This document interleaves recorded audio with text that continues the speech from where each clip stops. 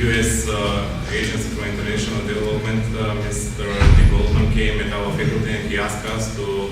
work on a project of electrical vehicle with the main aim to get one day a product which is going to be made in Macedonia, and it should be this electrical vehicle.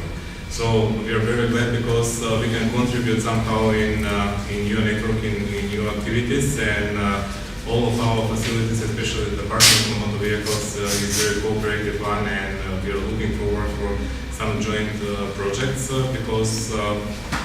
this idea about the electrical vehicle, of course, will contribute to the sustainable development of our society, but not only our, also the whole region of Balkan countries. I hope that with your ideas and all of our support, we can also get some of the European projects on a European level, which are going to be sponsored by the European Commission for Development electrical vehicle within this activity e-mobility. So I wish you a successful day today with a lot of ideas, with a lot of new project proposals, and we are fully supporting also the declaration that you are going to sign today, which is a good option for us also to be fully